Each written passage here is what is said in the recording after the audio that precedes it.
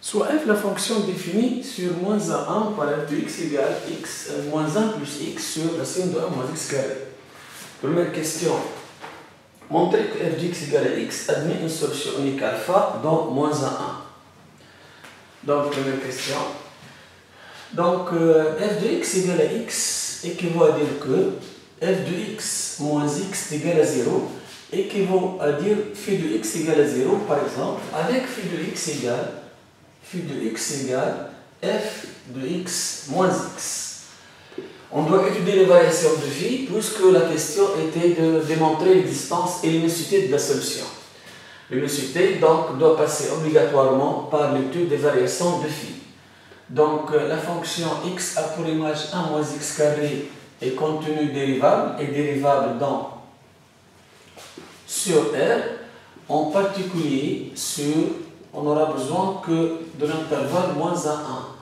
Sur moins 1, 1 moins x carré est strictement positif, quel que soit x appartient à moins 1 over. Donc, x a pour image racine de 1 moins x carré est dérivable sur moins 1 over. Et par la suite, phi donc est dérivable sur moins 1, 1 over. Passons donc à la détermination de la fonction dérivée phi' de x égale. La dérivée de moins 1, 0, la dérivée de x c'est 1 fois racine de 1 moins x carré, moins x fois la dérivée racine f' sur 2 racine de f, donc moins 2x sur 2 racine de 1 moins x carré. 2 racine de 1 moins x carré, le tout sur racine de 1 moins x au carré au carré. Ça c'est donc phi' de x égale, qui est égal à 2 et 2 simplification, moins plus, donc x carré. Même dénominateur, racine fois racine, donc c'est 1 moins x carré. Donc 1 moins x carré plus x fois x, donc x carré sur a sur b sur c, c'est a sur b fois c, donc racine fois racine carré, racine au cube. Donc racine de 1 moins x carré au cube, moins 1, et là aussi j'ai oublié moins 1. Donc la dérivée de x, puisque phi de x c'est f de x moins x. La dérivée de x donc c'est 1, donc moins 1. Qui est égal donc à 1 sur racine de 1 moins x au carré au cube moins 1. Donc voilà donc l'expression de phi'. Donc phi' de x égale phi' de x égale 1 sur racine de 1 moins x au carré au cube moins 1. Donc étudions donc le signe de phi'. X carré donc est évidente, elle est toujours positive. Donc moins x carré inférieur à 0. Donc ajoutons 1 moins x carré inférieur à 1. Donc racine de 1 moins x carré inférieur à racine de 1, 1. Racine de 1 moins x au carré au cube inférieur à racine de 1 au cube 1. Inverse donc 1 sur racine de 1 moins x au carré au cube supérieur à 1. Donc 1 sur racine de 1 moins x au carré au cube moins 1 est positif. Donc phi est strictement décroissant, croissant puisque la dérivée est positive. Sur est strictement donc croissante sur moins 1. Donc phi'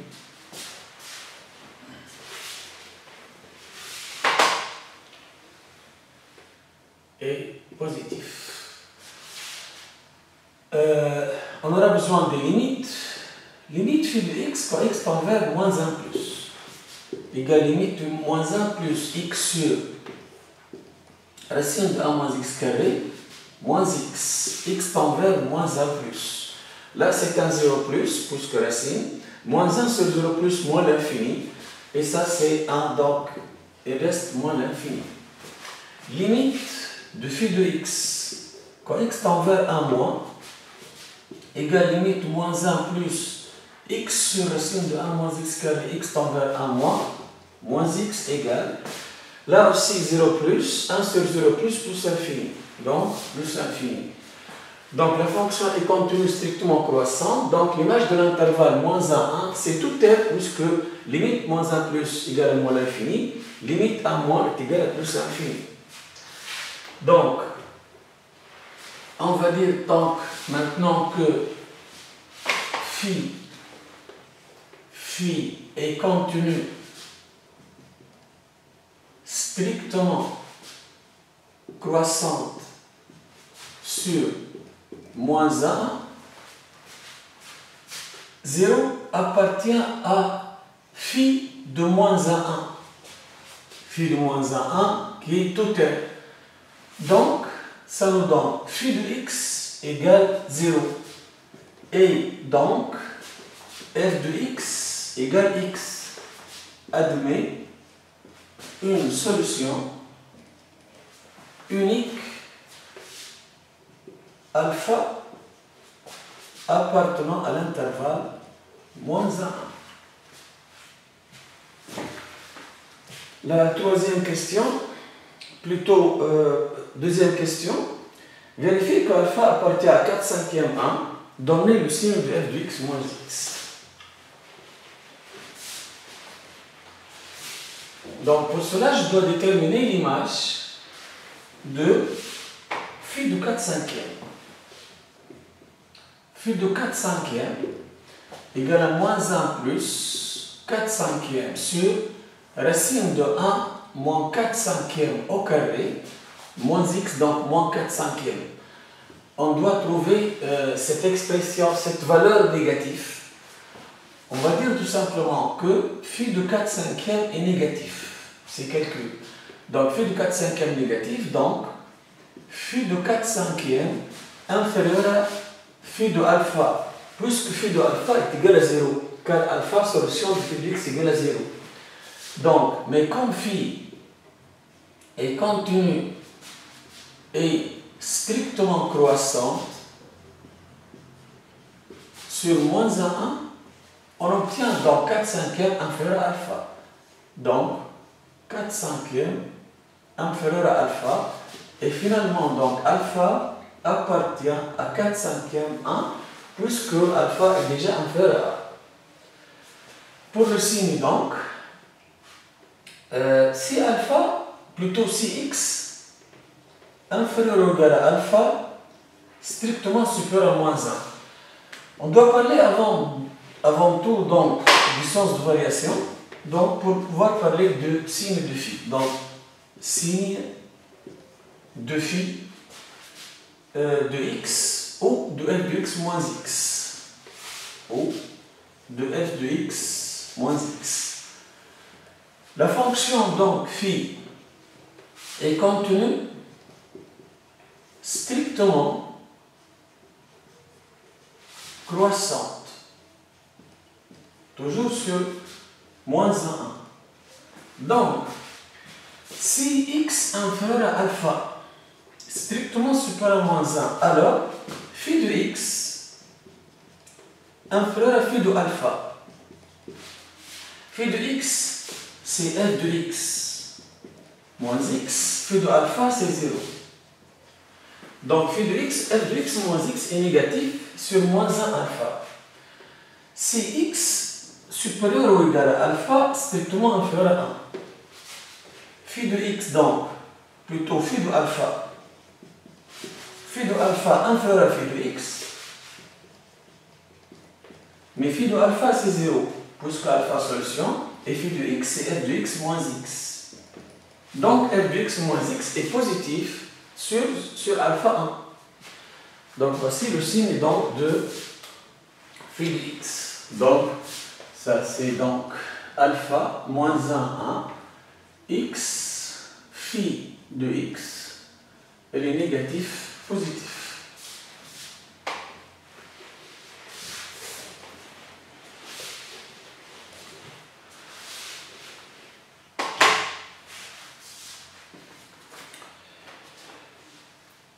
Étudier les variations de f et tracer sa courbe. C. Deuxième question. Donc, f' de x, donc inutile de refaire le calcul, déjà déterminé, on a déterminé donc f' lorsqu'on a déterminé phi'. Donc f' c'est 1 sur racine de 1 moins x au carré au cube, qui est strictement positif. Tableau de variation, moins 1, x, phi' de x, phi, plutôt f' de x, f. La dérivée est toujours positive croissante, les limites moins l'infini plus l'infini. Ça, c'est les variations, tableau de variation de phi. Dans la même question, tracer la courbe C. Donc, pour la construction, là, j'ai deux asymptotes verticales, x égale à moins 1 et x égale à 1. Donc, x égale à 1, moins 1, x égale à 1. Donc, on aura là un point d'intersection avec l'axe des abscisses. On doit le déterminer. Pour cela, je dois résoudre l'équation f de x égale à 0.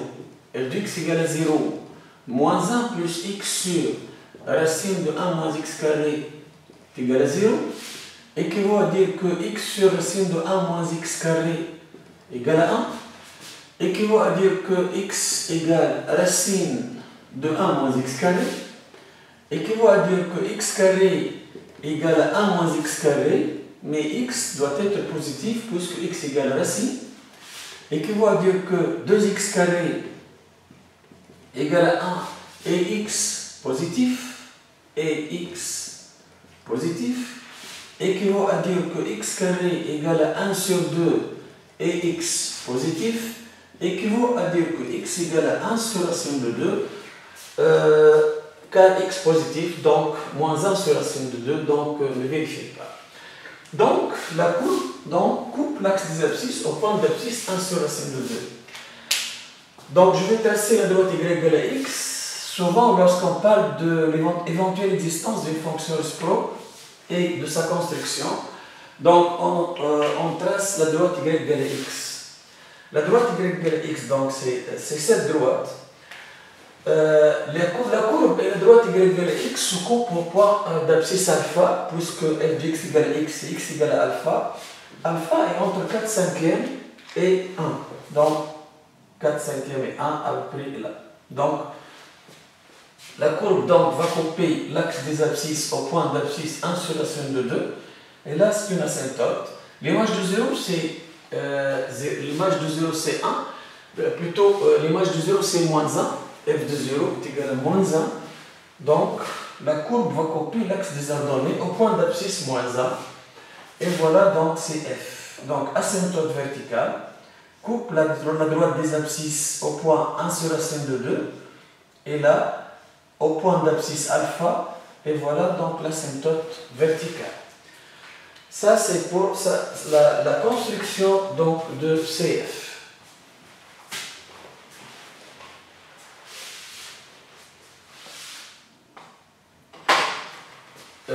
La question d'après, c'est la quatrième question. Montrer que f est une bijection de moins 1 sur R. On veut dire qu'elle a une fonction réciproque f-1, expliciter f-1 et tracer sa courbe. Donc, on va dire donc là que phi f est continu et strictement croissante sur moins 1. Donc f réalise une bijection de moins 1 sur f de moins 1 qui est égal tout R. Donc f admet une fonction réciproque f moins 1 défini sur tout R. Donc ça, c'est pour l'existence de f moins 1. Pour expliciter maintenant f moins 1 et sa construction. Je vais commencer par la construction. Donc, le symétrique des asymptotes x égale à 1 et x égale moins 1, ce sont donc, par rapport à y égale à x, y égale à 1 et y égale moins 1. Donc, ça c'est y égale à 1. Ça c'est y égale à moins 1 par symétrique. Le symétrique de ce point, c'est ce point, d'ordonnée 1 sur racine de 2. Donc, asymptote. Le symétrique de ce point, c'est x égale à moins 1. Et voici donc l'asymptote. Donc, la courbe donc, va passer par ce point et enfin se coupe en y égale à x, les deux courbes. Et voici donc l'asymptote horizontale y égale à 1. Donc, voici donc, c'est la courbe de CF moins 1.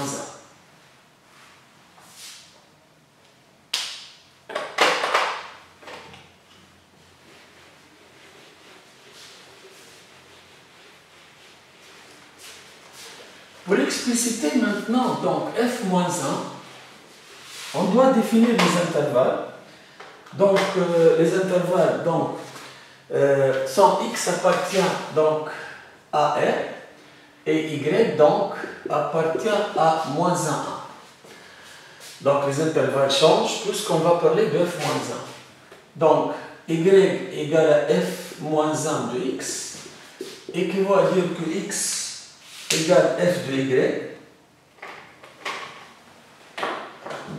x égale f de y, équivaut à dire que x égale à moins 1 plus y sur racine de 1 moins y carré, équivaut à dire que x plus 1 égale y sur racine de 1 moins y carré, équivaut à dire que je vais passer au carré, mais on doit vérifier toujours que x plus 1 et y ont même signe, car la racine là est positive.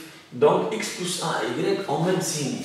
Donc équivaut à dire que x plus 1 au carré égale y au carré sur racine de 1 moins y au carré avec x plus 1 y en même signe et y en même signe.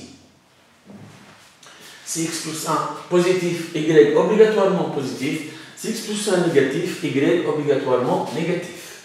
Équivaut à dire que, donc au carré, là, je n'ai pas mis au carré, équivaut à dire que, donc x plus 1 au carré égale y au carré sur 1 moins y au carré et toujours x plus 1 et y en même signe. Équivaut à dire que x plus 1 au carré, donc y carré égale x plus 1 au carré fois 1, x plus 1 au carré fois 1, moins y carré fois x plus 1 carré, moins y carré fois x plus 1 au carré.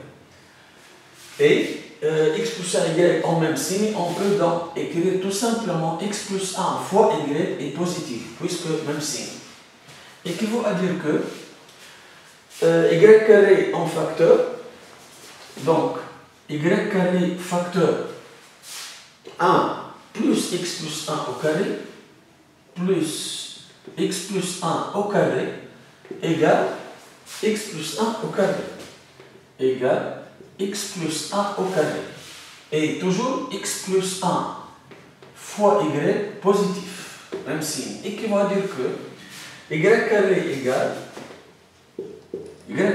égal à x plus 1 au carré sur 1 plus x plus 1 au carré et x plus 1 fois y est positif. équivaut à dire que là, je vais avoir deux résultats possibles. Donc,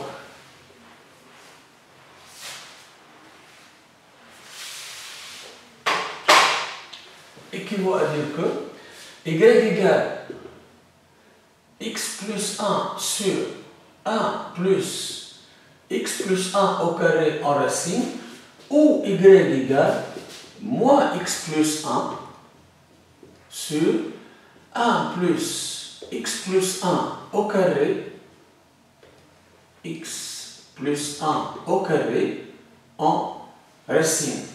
Et là, j'ai x plus 1 fois y positif. Donc, puisque ils ont même signe, donc cette écriture donc, est impossible, puisque x plus 1 y ont même signe, racine c'est positif, donc c'est impossible lorsqu'il existe un signe moins là. Donc, équivaut à dire que cette équivalence devient tout simplement, avec cette condition, y égale tout simplement x plus 1 sur racine de 1 plus x plus 1 au carré. Équivaut à dire que f moins 1 de x donc est égal à x plus 1 sur 1 plus racine de x plutôt racine de 1 plus x plus 1 au carré. Ça c'est f moins 1 de x.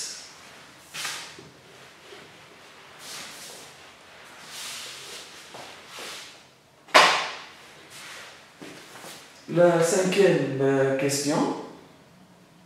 Soit la suite définie par. Donc, UN défini par UN plus 1 égale F moins 1 de UN. U0 appartient à 0 alpha. Et 0 appartient à 0 alpha.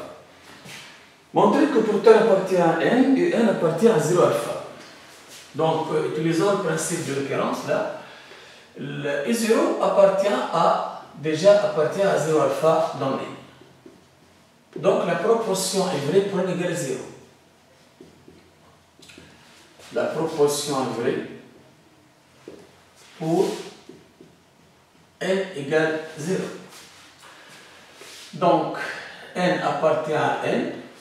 Supposons que UN appartient plutôt à 0 alpha et montrant que UN plus 1 appartient aussi à 0 alpha. Donc, UN appartient à 0 alpha. Donc, UN entre 0 et alpha. Mais avec f-1, on sait que f est strictement croissante sur moins 1. Donc, f-1 est aussi strictement croissante. Strictement croissante. Sur son domaine, sur R. F et f-1 ont le même sens de variation. Donc, f-1 de 0, f-1 de UN, et là, f-1 de alpha. On ne change pas les nombres puisque f est strictement, f-1 est strictement croissante. On a vu tout à l'heure que f de x égale 0, x égale 1 sur racine de 2. Donc, f de 1 sur racine de 2 égale à 0. Donc, f-1 de 0 égale à 1 sur racine de 2. On sait aussi que alpha solution de f de x égale à x. Donc, on sait que f de alpha égale à alpha. Donc, f-1 de alpha égale à alpha aussi. Donc, l'inégalité, donc, f-1 de 0 devient donc 1 sur racine de 2. f-1 de un, c'est un plus 1. f-1 de alpha, c'est alpha. Donc, mais 0 est inférieur à 1 sur racine de 2. Donc, je peux écrire donc 0 inférieur à UN plus 1 inférieur à alpha. Et voilà, enfin, UN plus 1 appartient donc à 0 alpha. La conclusion du principe de l'occurrence.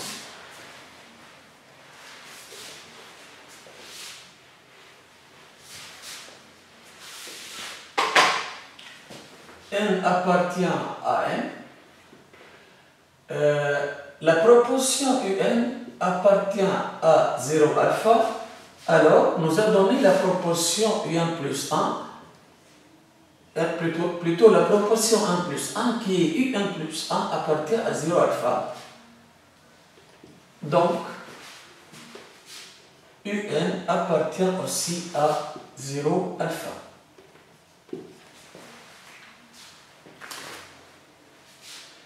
Soit donc plutôt B, X appartient à 0 alpha, B,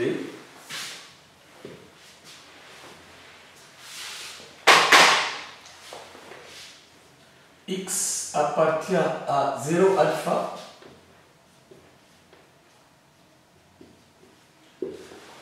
montrer que f de x, plutôt f moins 1 de x supérieur à x, f moins 1 de x supérieur ou égal à x. Le signe de phi tout à l'heure est plutôt f de x moins x est négatif sur moins 1 alpha, positif sur alpha 1. Donc, on aura besoin donc, de 0 alpha. Donc, sur 0 alpha, f de x est f de x moins x plutôt est négatif. Sur 0 alpha, elle est négative. Donc, f de x est inférieur à x. Mais f moins 1 est strictement croissante sur 0 alpha aussi, puisque l'image de 0 alpha, c'est 1 sur sin de alpha. Donc, je vais donc introduire f moins 1. Donc, f moins 1 de f moins 1 étant défini sur tout R strictement croissant, donc sur 0 alpha en particulier. Donc, f moins 1 de f de x inférieur à f moins 1 de x. Mais f de f moins 1 n'est autre que x. F moins 1 à f, c'est l'identité. Donc, x est inférieur à f moins 1 de x ou encore f moins 1 de x supérieur ou égal à x. Dans la même question, on dit que n est croissante. Donc, puisque un appartient aussi à 0 alpha, là où j'ai x inférieur à f moins 1 de x, je peux poser donc, on pose x égale un. On pose x égale à un. L'inégalité donc deviendra donc un inférieur à f moins 1 de un. Donc, un inférieur à un plus 1. Et finalement, un donc est croissante. Et croissante.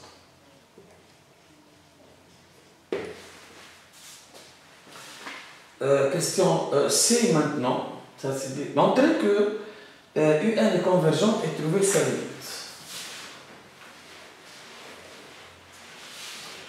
Donc pour la convergence, puisque UN est croissante, on doit donc chercher donc un majorant, puisqu'elle est croissante. Puisque UN appartient à 0 alpha, donc UN inférieur à alpha, donc UN est majoré. UN est majoré. Donc, UN est croissante, UN est majorée, donc UN est convergente. Donc, la suite donc, est croissante majorée, donc convergente. On vous rappelle là que la suite est croissante majorée, convergente, ou encore décroissante minorée, convergente aussi, ou lorsqu'elle admet une limite finie, elle est aussi convergente. Donc, puisque cette suite convergente, je peux, pour déterminer la limite, donc, calcul de limite. Là, il s'agit d'une suite récurrente. Il faut vérifier les conditions, qui sont 3 conditions. UN plus 1 doit être de la forme de fonction de UN, donc qui est donc f moins 1 de un. Un appartient donc à 0 alpha. La deuxième condition, c'est que f moins 1 soit continu. F moins 1 est continu sur toute R, en particulier puisqu'elle est définie sur R, sur 0 alpha, puisqu'on aura besoin de 0 alpha. La troisième condition est que UN soit convergente. Et déjà vérifié, UN est convergente. Donc, on peut dire que limite de UN en plus l'infini est égale à L avec f moins 1 est contenu en L et f de L égale à L, f moins 1 de L plutôt égale à L, ou on dit L solution de f moins 1 de x égale à x. Mais on sait que f moins 1 de alpha égale à alpha et f moins 1 est une donc bijection. Donc f moins 1 de alpha égale à alpha, et que va dire qu'obligatoirement L est égal à alpha, et finalement limite de n en plus l'infini est égal à alpha. F moins 1 de L égale à L, f moins 1 de alpha égale à alpha, et qui va dire que obligatoirement donc x est égal à alpha, plutôt L est égal à alpha.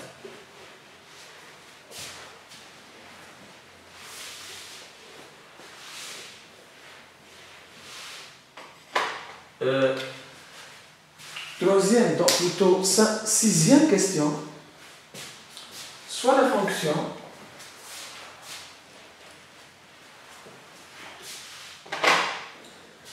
h de x égale x toujours appartient à moins 1, h de x égale 1 plus cosinus pi sur 2 x plus 1. Donc, plutôt f de cosinus pi sur 2 x plus 1. F de cosinus pi sur 2 x plus 1. Exprimer h de x en fonction de x pour x appartient à moins 1. Sixième question. Petit a. Donc, pour tout x appartient à moins 1, h de x égale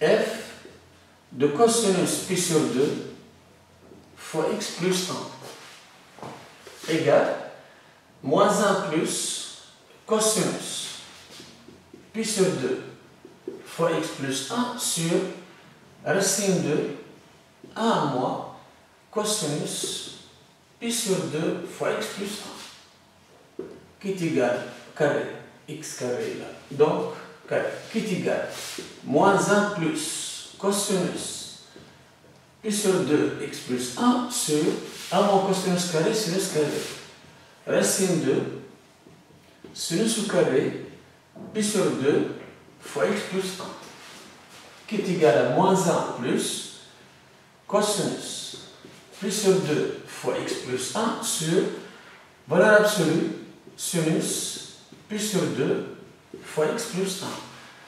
Mais x est encadré entre moins 1 et 1, donc x plus 1, 0, x plus 1 et là c'est 2, pi sur 2, donc là c'est toujours 0, pi sur 2 fois x plus 1, pi sur 2 fois 2 pi. Sur 0 pi, le sinus est toujours positif. Donc, sinus pi sur 2 x plus 1 est strictement positif.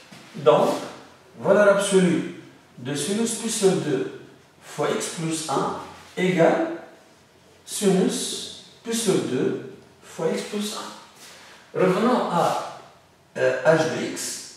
H de x égale à moins 1 plus cosinus pi sur 2 fois x plus 1 sur sinus pi sur 2 fois x plus 1 qui est égal à moins 1 plus cotangente pi sur 2 fois x plus 1. Donc h de x égale moins 1 plus cotangente pi sur 2 fois x plus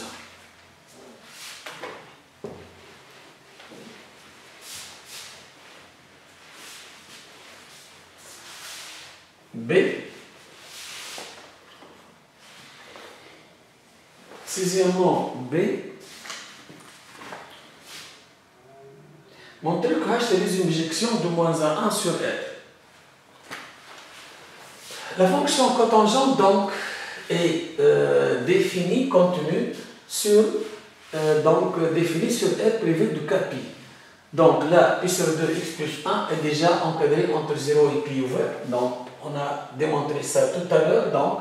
Donc, si x appartient à moins 1, pi sur 2 fois x plus 1 est encadré entre 0 et pi, et la fonction cotangente est contenue sur 0 pi. Donc, h est dérivable. H est contenu, dérivable sur moins 1 et h' de x égale.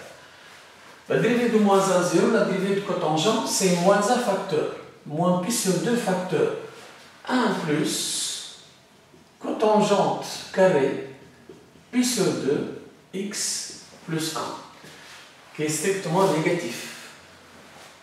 Tableau de variation. Donc, moins 1, x, h' de x, h n'est pas défini en moins 1 et 1, négatif décroissante. Limite de h de x, quand x tend vers, là on peut utiliser la fonction composée. Donc, limite, la fonction composée, f rend la fonction cosinus. Limite de cosinus, pi sur 2 fois x plus 1, x tend vers moins 1 plus.